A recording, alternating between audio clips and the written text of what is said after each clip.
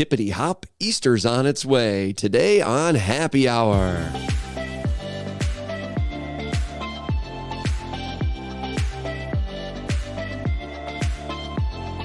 Welcome back to Happy Hour, our podcast for young adults here at the Cathedral of the Most Sacred Heart of Jesus. I'm Rick. And I'm Holly.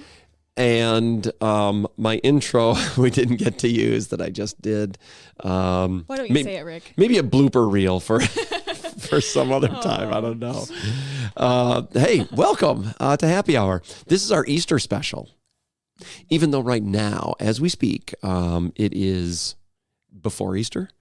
So depending on when people hear this, Happy Easter. Yeah, Happy Easter. Yeah. Hopefully a few days before.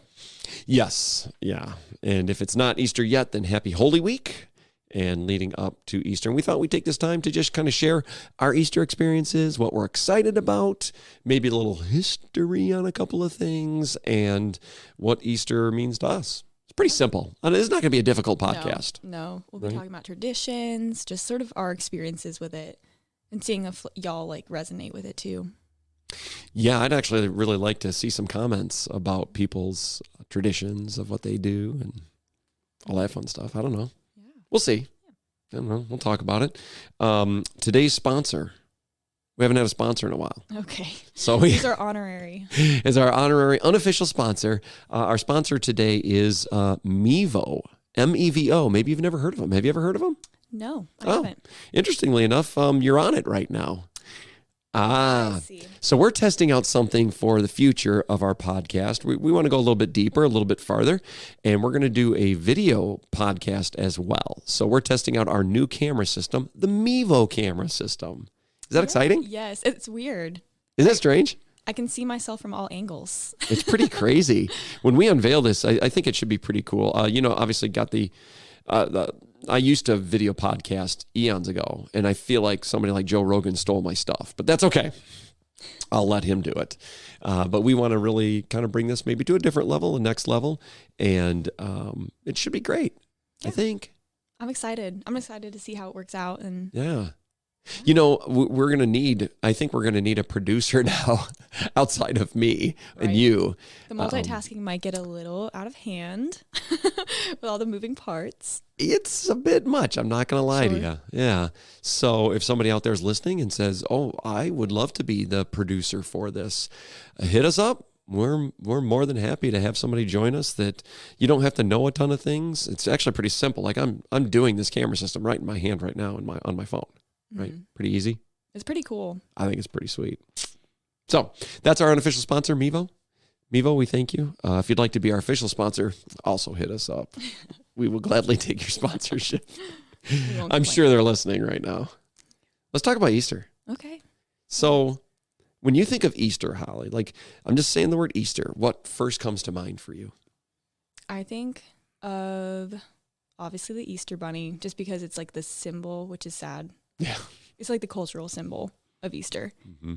And I also think of like a sunrise, because I always associate Easter with morning, like a new beginning, new morning type of thing. And I think it's just because you wake up and you got to get all your eggs, of course. Obviously. When you're a kid. So I always, in my mind as a little child too, associated with like morning. Wow. Mm-hmm. That's interesting. And that makes sense. Obviously, because your Easter basket comes in the morning and all that stuff. But that would not have been the word I would have immediately thought of. That's interesting. Mm-hmm. So for me, when I hear Easter, thank goodness, I think for me, immediately Jesus comes into mind. But quickly after is Easter egg hunts, lunch. Yep. Because we like to do Easter brunch, lunch, whatever. And I guess obviously the Easter bunny too, which I bet you if we polled people, the Easter bunny would far overshadow Jesus in our country of Easter, which is so ironic, isn't it? It's ironic because it's so not anywhere close to the real true meaning.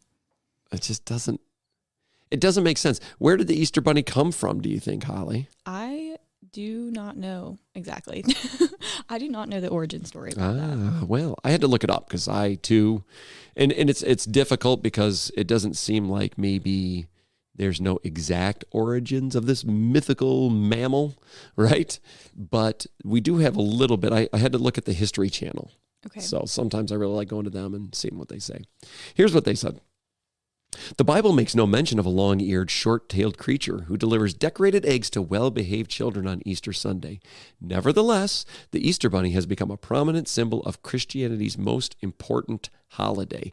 Now, what I love, first of all, about that, and I'll get into a little more history, but did you catch what they said about the significance of Easter? Yeah. It says it is the most important holiday.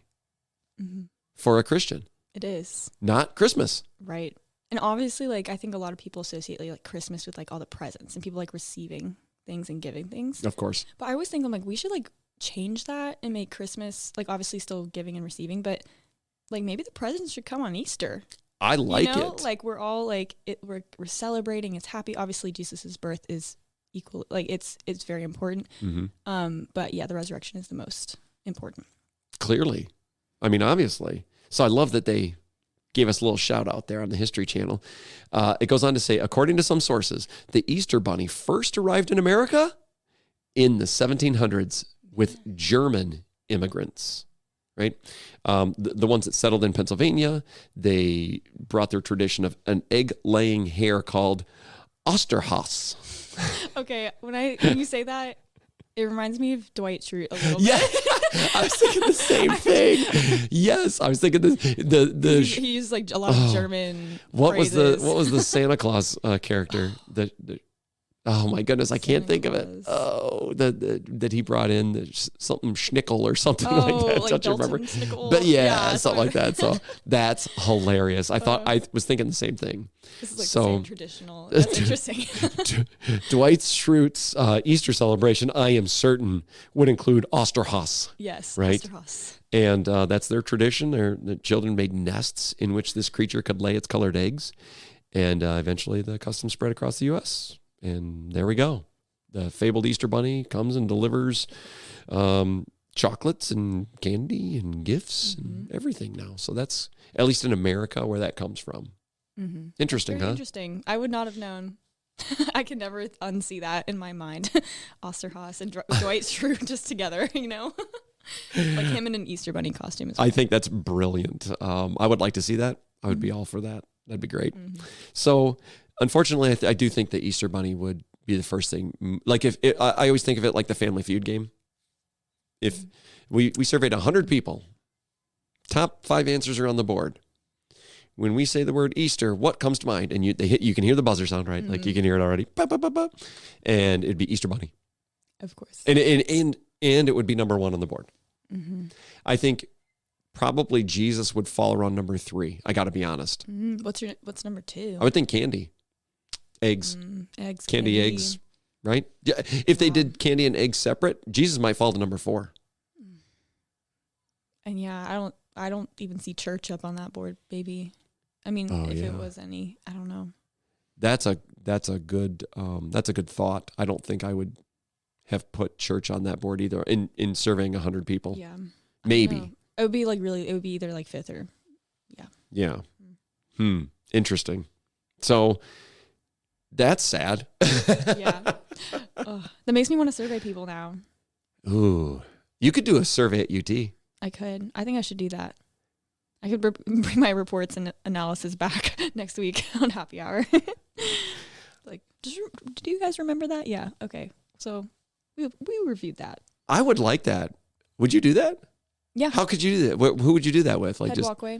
You just ask people. Yeah. Like tally board. Yes. Or something, or that would be pretty. I don't know. I could see people doing that. Like, what's the first thing you think about? And then like have like a ton of things, like a ton of subjects, and then people tally. Oh, I like Makes it way easier than like recording like yes, no, or separate answers. Absolutely. Okay. Oh, I really like that. All right. Okay. I'm challenged. You've got homework. I do. Are students even there? Are they going to be there? Today. Yeah. This afternoon. Ooh. I don't know. Well, you know what though? You'll have next week. Mm-hmm. Right? Yeah. So I'm excited. I want to hear the results of that at UT. Mm-hmm. But for us, those maybe that Jesus does come to mind a little bit quicker. What did it look like in your house? Because you come from a house of believers, and so do I. So what did it look like in your house when it came time to Easter? Like, what were some of the traditions? What were the things that you looked forward to, maybe, or just things that when you were a kid, like you can specifically remember? Oh yeah, no, we used to do this or whatever. What did that look like in your household? I remember a lot of the time my brother and I were the same height. So my mom would dress us like twins, even though I'm a year and a half older than him. So that is one of the first things, because I remember Easter pictures. Yes. And we're dressed the exact same. We're matching like twin outfits. So everyone asked if we were twins typically on Easter. That is one of the things I remember. We never went to vigil, because I think as children, that's very difficult. Oh yeah. I'm sure like children do sit through that, but it's hard. Yeah. My mom went through RCIA when I was, I believe, like 3.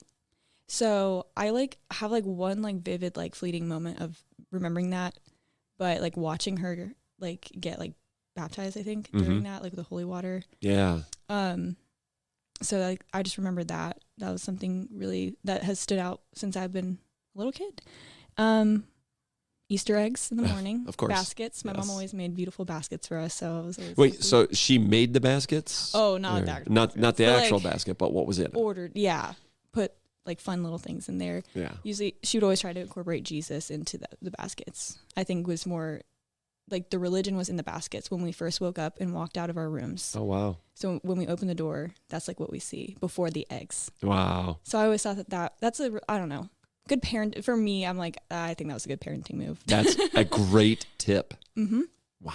So you see Jesus first. Yes. And I don't even know if she realizes that, but like, I think that's pretty cool. Maybe she needs to know.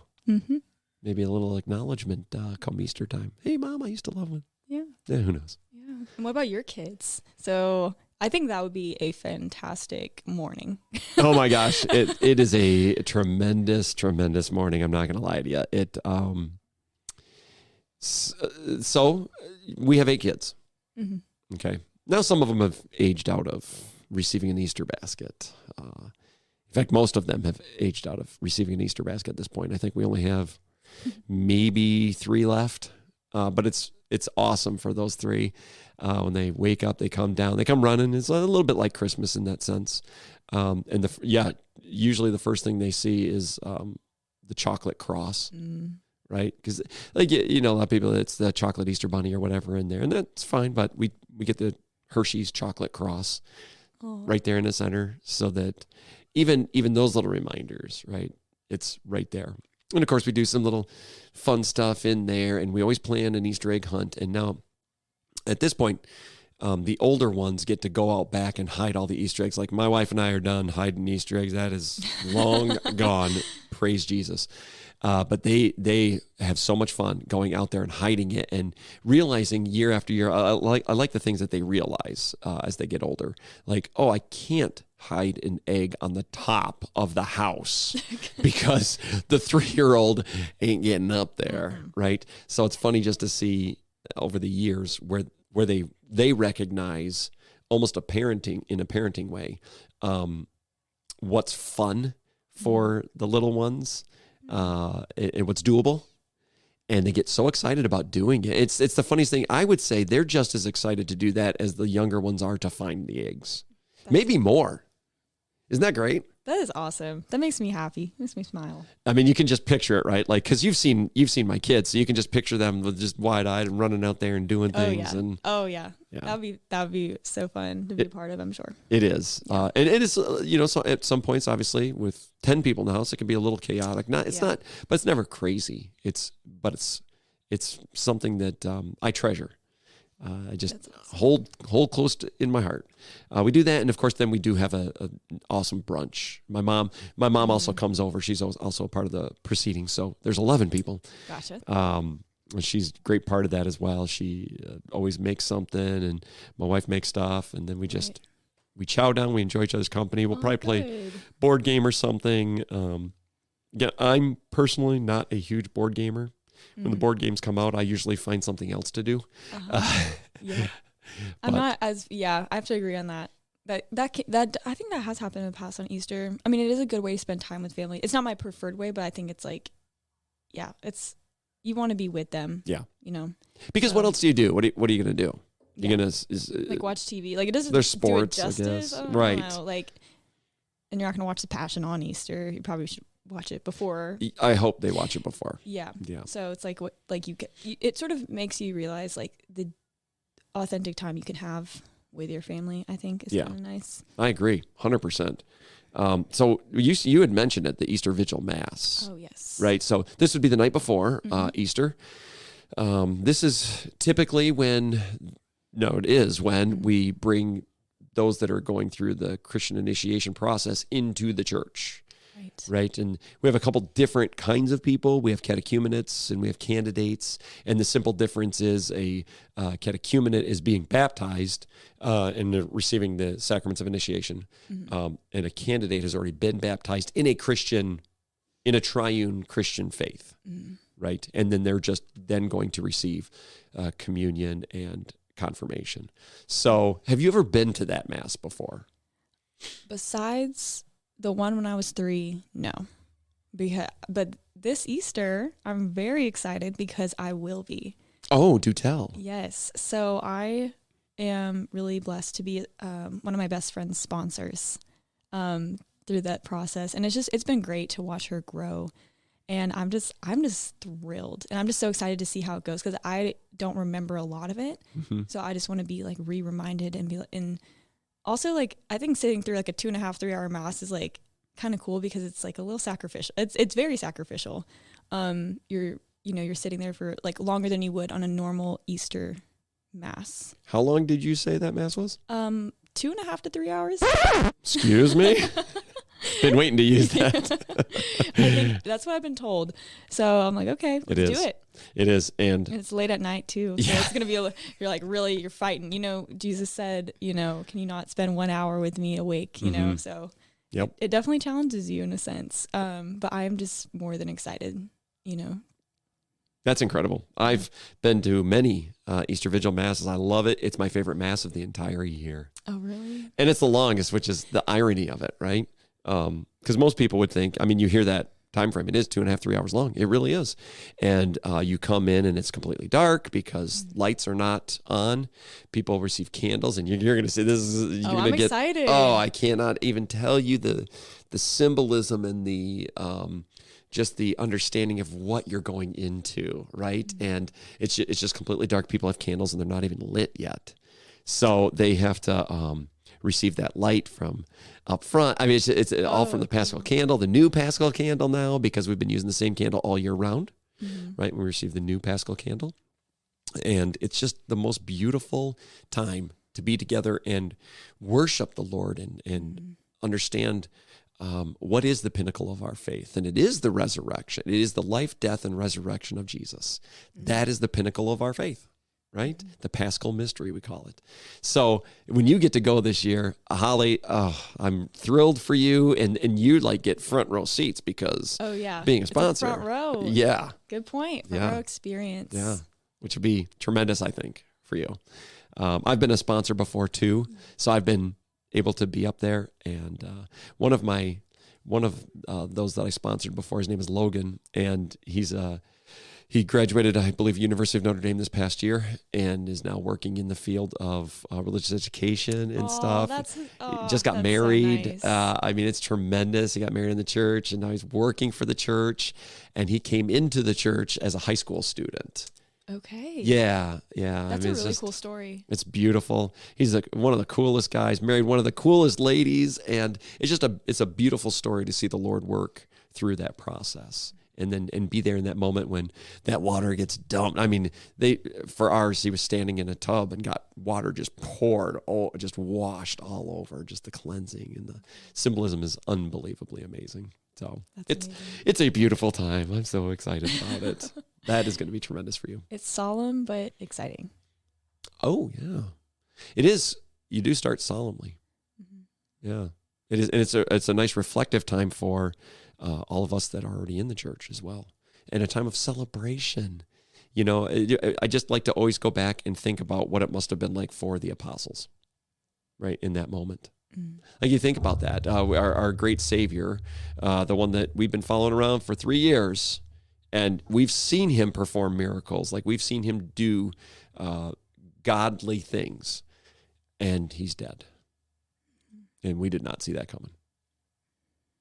What that must have felt like. So could you imagine when Mary Magdalene was first at the tomb and noticed that he wasn't there? And then she goes running, right? You remember this story? Yeah. She goes running. She tells the apostles. Do you remember the two apostles that go? Go running to the tomb? Peter and John? Peter and John. Oh, yeah. Who was faster? Wait. Who got to the tomb first? Wasn't it Peter? No. Oh, was it John? Because he's my beloved. Oh, he says my beloved. Or the one who he loved or That's something. right. Yeah, I just remember. Yeah, so you remember that. And that's in John's gospel, by the way. That's, because he's always referred to. Humble, yes. But he's like not saying it's him right at the same time. Yep. So John's faster. He got there first, but he didn't go in first. Peter went in first. That's what I'm thinking. Okay. So that recognition of Peter as the authority, right? So he was the one given the keys by Christ. And John running as fast as he can. And he gets there, and I got to imagine, he's bouncing. He's just hopping. He's like, and probably peeking in and like, oh my gosh, is this real? What's happened? And just the thoughts. I get excited when I think about that for them. And then Peter, He's coming. The depictions of Peter are always, he's maybe a little bit bigger, because I don't know if that's scriptural or not, but he seems to be maybe just a little bit bigger. But he gets there and gets in the tomb, and what he sees, the garment is nicely kept together in a separate place from where Jesus was laying. And just the mind racing, trying to comprehend what you're seeing. It's so exciting. I get so excited for Easter and what it means for our faith, because so many people have promised so many things in our lives. I mean, just think about your own life of people promising things and sometimes coming through on those promises, but also sometimes not coming through on those promises. Good intentions maybe, but just not able to come through. And this, the greatest promise of all, where God completely fulfilled it, even though they couldn't see it and thought maybe it wasn't going to happen. Like now what? And now that the butterflies in the stomach moment. Oh, that's just so exciting. This is a poor analogy. I'm just going to say that right now. It's a poor analogy. But I get this sense of this butterflies in the stomach every single time I see the finale of the original Karate Kid movie. His favorite, everyone. And if you come into my office, is it clear? Yeah, you have plaques galore. Turns camera to show. Yeah. We'll turn the camera, and at some point you'll be able to see all that. But that moment when Daniel is in the crane kick, right? And the music hits you. And I have a photo of that moment, right? And it's actually an autographed photo by both Ralph Macchio and William Zabka. And that moment when he's in it, and it's this anticipation, this build up, and the music is really getting you going, and the cinematography is perfect, and then all of a sudden he comes through with the kick, and like the emotion, I get it every time. It's unreal to me. So that times I don't even know how much, what they must have felt in that moment. Oh, it must have been Easter. Very overwhelming, like overwhelming joy and goodness. Yeah. I don't know if my heart could take it almost. It's so much. It's so good. Exactly. Like putting us, ourselves into their shoes for just a moment. And looking at the hope of the resurrection. Because it is a little dismal right now. This week's, very, again, solemn or very reverent. We're trying to almost renew our Lenten promises for the last few days. Just let's get back on track if we've been off. Let's remember what we came here to do. Yeah. Because like Jesus said, ultimately, it is finished. So let's do as much as we can. I challenge everyone this week to look back on what they promised. Because like you said, Rick, Jesus fulfilled his promise. So let's try our best to do the same. Yeah. I really like that because there's still time. Right? There's still time. And you're right in saying that this world right now is very dreary. I mean, think about everything that's going on. Yeah. And there's a lot of spiritual attacks too that happened this week. I've been experiencing that within the faith community at UT. And I've just noticed it. There is a change in people this week. It's been very strange, but I think it's because we are all attempting to grow closer to Christ. And that is not what the devil wants right now. Yeah. And we can't let him have it. That's right. So it's, pray to St. Michael, pray to Jesus, pray to Mary, pray to Joseph, please, because it is hard sometimes. And we want to kind of recede back, but let us try to go forward. Even if it's the last couple of days of Lent, let us move forward. It's not too late. I think that's the big thing. Don't throw in the towel yet. You haven't died. Right. It's not too late. We haven't gotten to the point of sweating blood. Exactly. Yeah. That's right. So there is still time. It's a beautiful, this is Easter. This is what Easter's about, and I'm more excited. I get excited. I think I get more excited each year that Easter comes. I don't know how that's possible, but I feel like each year it means even more to me. And I know as my kids grow older and understand this a lot more fully in the sense of the faith, it gets more exciting for me just to see it resonate with them. And I mean, think about our own lives, the people in our lives, when it resonates with them. You have one of your best friends coming into the church. It is 100% completely resonating in her life. And let's celebrate with all those that are coming into the church. My goodness, how many thousands, tens of thousands of people around the world are coming into the Catholic Church on Saturday night. That is exciting to me. That's so exciting. I think about it. They're all doing it all at the same time. Universally on that night, having tens of thousands, maybe hundreds of thousands of people coming into the church. I don't know the exact number. Maybe we'll look that up. Maybe they'll have a number for us. I don't know. But it is, trust me, it's a lot. It's a lot, and that's exciting. Yes. So wherever you're at right now in your preparation for Easter, we will be praying with you, and we will be praying for you, and we appreciate you joining us on this kind of road down memory lane / future lane. Is that a thing? That's fair to say. Why not? Fair to say. I never know. But we do appreciate you joining us. And listen, share this, like it, get it out there. People need to be excited about Easter, about the resurrection, and about who we are as Christians. Once again, thank you so much. We will see you next time on Happy Hour.